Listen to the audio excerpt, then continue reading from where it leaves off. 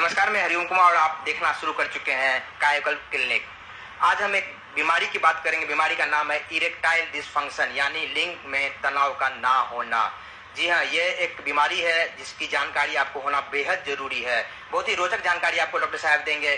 बराबर हमारे साथ में मौजूद हैं कायाकल्प क्लिनिक के डायरेक्टर मनोज पांडे वैद्य, जो मशहूर आयुर्वेदाचार्य हैं, सेक्सोलॉजिस्ट हैं, अंतर्राष्ट्रीय और राष्ट्रीय लेवल के अवार्ड से सम्मानित किया जा चुके हैं।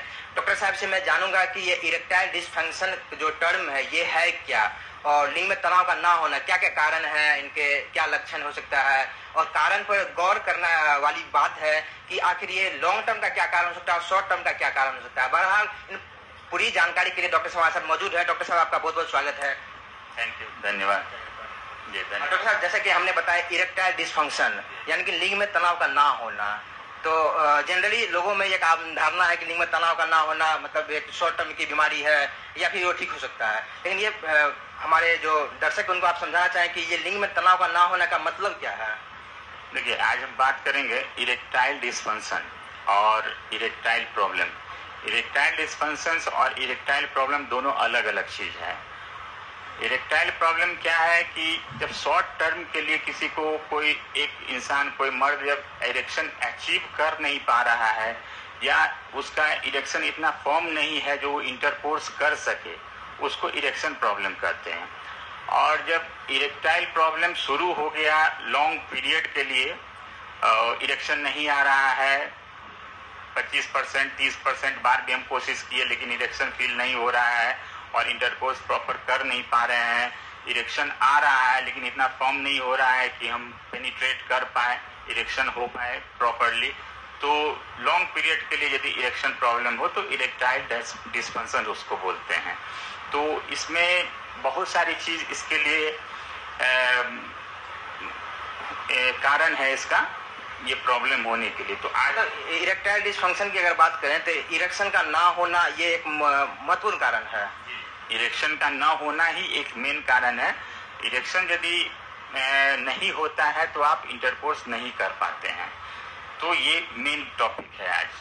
जी, तो ये हम जानना चाहेंगे कि ये इसका मतलब जो लक्षण है क्या, मतलब कैसे आप पेशेंट है या कैसे इसको पहचाना जा सकता है कि ये लिंग में तनाव का ना होना तनाव है, या फिर वो तनाव है भी तो वो जैसा होना चाहिए पूर्ण रूप से वो नहीं हो पा रहा है। इरेक्शन का क्या इसका लक्षण है, कैसे इसको पहचाना जा सकता है।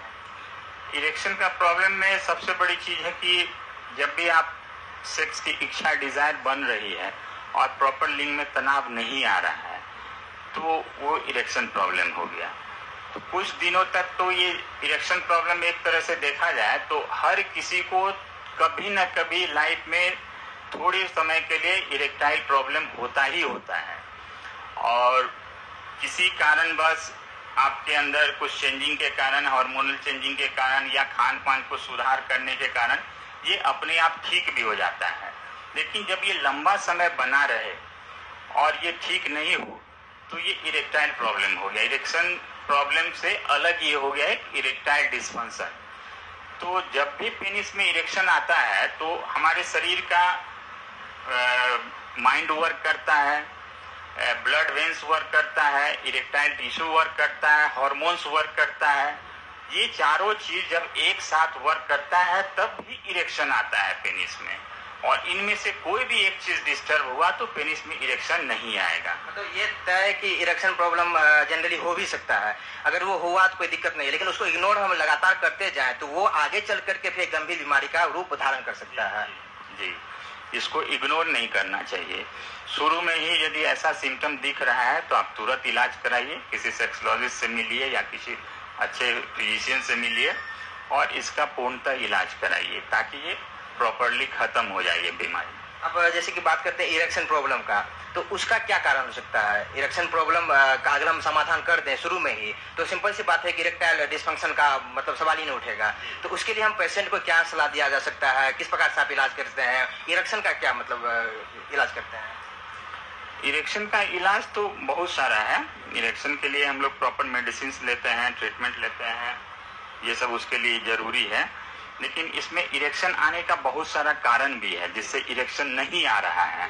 तो इसमें सबसे बड़ी जरूरी चीज क्या है कि कभी किसी दवा की सेवन भी हम लोग कर रहे हैं, जैसे कोई किसी को हाइपरटेंशन है उसकी मेडिसिन यूज कर रहे हैं, हार्ट का मेडिसिन यूज कर रहे हैं, जैसे डिगॉक्सिन हो गया, बीटा ब्लॉकर हो गया, स्लीपिंग पिल्स ले रहे हैं, इस तरह की मेडिसिन, या फिर डिप्रेशन की मेडिसिन ले रहे हैं, तो ये सब मेडिसिन की साइड इफेक्ट से आपको कुछ दिनों तक, कुछ समय तक इरेक्शन का प्रॉब्लम हो सकता है। ठीक है, तो इससे हम लोग को बचना चाहिए। तो मेडिसिन का साइड इफेक्ट एक कारण है, तो क्या इससे कोई गंभीर बीमारी का भी कारण हो सकता है? कोई गंभीर बीमारी भी अगर हो पेशेंट? हाँ, जैसे मान लीजिए किसी पेशेंट को पार्किंसन डिजीज हो चुका है, और किसी को जैसे नर्व का प्रॉब्लम हो गया, या स्पाइनल इंजुरी हो गया, स्पाइन में चोट लग गया जिसके कारण वहाँ का वेन्स कुछ गड़बड़ हो गया, या फिर आप प्रोस्टेट का कोई ऑपरेशन कराए हैं, या प्रोस्टेट के आसपास कोई सर्जरी कराए हैं, कोई नर्व कट गया या दब गया, तो इसके कारण भी आपको इरेक्शन का प्रॉब्लम हो सकता है। यानी कि देखा जाए तो मानसिक रूप से लेकर शारीरिक रूप से इसमें से किसी भी काउज का मतलब कारण हो, चाहे पेशेंट अगर मानसिक रूप से भी तनाव ग्रसित है तो वो भी एक कारण बन सकता है। जी, जनरली हम लोग सोचते हैं कि ये साइकोलॉजिकल है, मेंटल प्रॉब्लम के कारण इरेक्शन नहीं आ रहा है, ऐसा नहीं है। कुछ ही कारणों से, कुछ कम ही इंसान में साइकोलॉजिकल प्रॉब्लम होता है जो इरेक्शन को इफेक्ट करता है, लेकिन जनरली आपके अंदर फिजिकल कमी के कारण ये इरेक्शन प्रॉब्लम होता है, जिसको लोग नहीं समझ पाते हैं। फिजिकल प्रॉब्लम में जैसे डिजीज के कारण हो गया, किसी डिजीज से, या कोई आप इस तरह की मेडिसिन ले रहे हैं जिसके कारण ये प्रॉब्लम हो सकता है, और मेडिसिन के साइड इफेक्ट भी हो सकता है जिसके कारण आपको कुछ समय के लिए इरेक्टाइल प्रॉब्लम हो सकता है। डॉक्टर साहब, आजकल के भाग दौड़ भरी जिंदगी में मतलब क्या लग रहा है कि क्या रेशियो है इस बीमारी का, और किस प्रकार से पेशेंट इस प्रकार आ रहे हैं, या क्या कोई छुपाते भी हैं इस प्रकार की बीमारी को लेकर के? हाँ, सबसे बड़ी चीज है कि अभी तक खुल के कोई आदमी इसका इलाज कराना नहीं चाहता है। यदि कोई इस बीमारी से ग्रसित हो भी चुके हैं तो प्रॉपर वे में न तो डॉक्टर के पास जाना चाहते हैं और न किसी को शेयर करते हैं, जिसका खामियाजा उनको जरूर उठाना पड़ता है। यदि इस तरह का प्रॉब्लम आपको लॉन्ग पीरियड तक रह जाता है तो ये फिर क्रिटिकल हो जाता है, और यही इरेक्टाइल प्रॉब्लम लॉन्ग टाइम आप स्टे करते हैं तो कुछ सालों बाद वो आपको इम्पोर्टेंसी में कन्वर्ट करने की स्थिति बन जाती है। तो दीर्घकालीन प्रॉब्लम क्या हो सकता है? अगर पेशेंट लगातार इग्नोर कर रहा है तो फिर आगे चल करके क्या बड़ा बीमारी हो सकता है? जी, आगे चल करके सबसे पहला तो इसमें हार्मोनल इम्बैलेंस हो गया, तो इसके कारण भी इरेक्शन नहीं आ रहा है, नर्व के कारण भी इरेक्शन नहीं आ रहा है, ब्लड वेसल्स जो वर्क कर रहा है उसमें कहीं दबाव है या कुछ प्रॉब्लम है, ब्लॉक हो गया है, तो इरेक्शन नहीं आ रहा। यदि इन सारी चीजों को हम इग्नोर करते हैं तो आगे चल के फुल्ली इरेक्शन प्रॉब्लम क्रिएट हो जाएगा, जिसको इरेक्टाइल डिस्फंक्शन कहते हैं। और इरेक्टाइल डिस्फंक्शन को हम इग्नोर करेंगे तो कुछ सालों बाद, 5 साल 10 साल बाद, ये निश्चित तौर से आपको इम्पोर्टेंसी यानी नाभड़ वाली स्थिति उत्पन्न हो जाएगी। तो किस स्टेज तक में, अगर बीमारी शुरू स्टेज में हो तब, या फिर किस स्टेज तक में ये बीमारी का इलाज संभवतः हो सकता है? ये फर्स्ट स्टेज में ही इसको ध्यान दीजिए। यदि इस तरह की सिम्टम दिख रही है, कुछ दिनों में आपको इरेक्शन नहीं फील हो रहा है, या शॉर्ट टर्म 1 दिन हुआ, सेकंड डे नहीं हुआ, 2 दिन 3 दिन नहीं हो रहा है, तो आप शुरू में ही इसको इलाज कराइए, इसको रहने मत दीजिए और तुरंत डॉक्टर से मिलिए कि क्या प्रॉब्लम है। यदि आप डॉक्टर के पास जाते हैं तो सारी चीज बताइए, कितने दिनों से ये प्रॉब्लम आपको क्रिएट हो रहा है, या फिर आप किसी तरह की मेडिसिन लिए हैं तो ये प्रॉब्लम क्रिएट हुआ है, तो उसकी सारी जानकारी दीजिए डॉक्टर को, ताकि डॉक्टर को समझ में आए कि हाँ, हो सकता है इस मेडिसिन की साइड इफेक्ट के कारण आपको ये प्रॉब्लम फिलहाल क्रिएट हो रहा है, तो उस हिसाब से ट्रीटमेंट किया जाएगा। ट्रीटमेंट में भी बहुत सारा प्रोसेस है, आपसे फुल हिस्ट्री लिया जाएगा, आपका सारा चेकअप, हार्मोन्स का टेस्ट वगैरह कराया जाएगा, ब्लड का टेस्ट होता है वो कराया जाएगा। फिजिकली रूप से एक साइकोलॉजिकल भी ट्रीटमेंट उसको दिया जाता है? जी जी, साइकोलॉजिकल भी ट्रीटमेंट दिया जाए और डॉक्टर से मेडिसिन के थ्रू भी ट्रीटमेंट दिया जाए। इसमें लोग क्या करते हैं कि डॉक्टर से सलाह लेते नहीं और अपने आप इलाज करना शुरू कर देते हैं। घरेलू नुस्खे वगैरह होते हैं, घरेलू नुस्खे आजमाना शुरू कर दिए, या फिर कहीं दुकान से कोई मेडिसिन लेके खाना शुरू कर दिए, और शर्म से है कि किसी को हम बताएं नहीं, और कोई टैबलेट लेना शुरू कर दिए।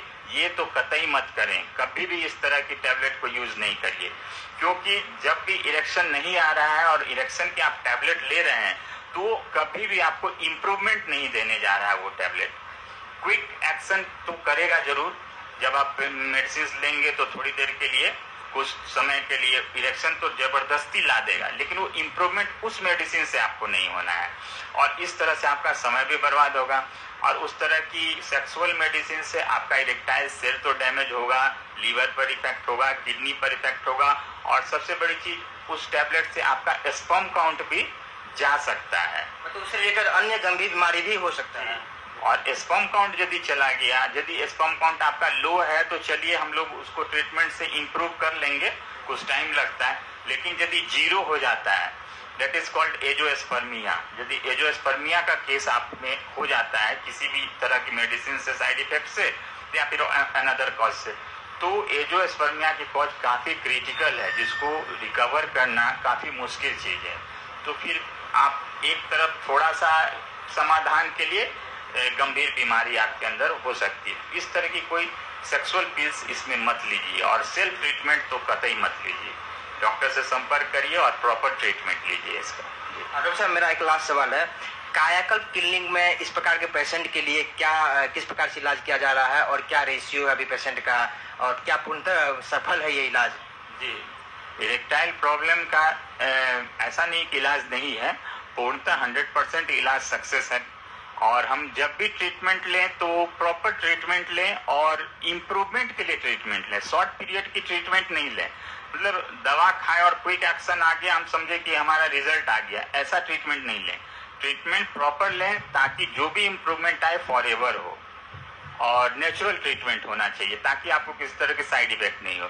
तो कायाकल्प क्लिनिक में हम लोग प्रॉपर ट्रीटमेंट देते हैं पेशेंट्स को, और किसी तरह की सेक्सुअल मेडिसिन को तो पहले मना करते हैं, और हम लोग जो भी इलाज करते हैं प्रॉपर इम्प्रूवमेंट के लिए इलाज करते हैं। क्विक आयुर्वेदिक होता है जी, यहाँ पूर्णतः आयुर्वेदिक इलाज होता है, और हम लोग प्रॉपर इम्प्रूवमेंट का गाइड देते हैं कि प्रॉपर इम्प्रूवमेंट का आप ट्रीटमेंट लीजिए, जो नेचुरल इम्प्रूवमेंट हो, फॉरएवर इम्प्रूवमेंट आपको चाहिए, उस तरह का ट्रीटमेंट हम लोग देते हैं। उसमें सारा टेस्ट वगैरह जरूरत होता है तो टेस्ट कराते हैं, हार्मोन्स का टेस्ट होता है, सीमेन का टेस्ट होता है, ये सारी टेस्ट करवाते हैं।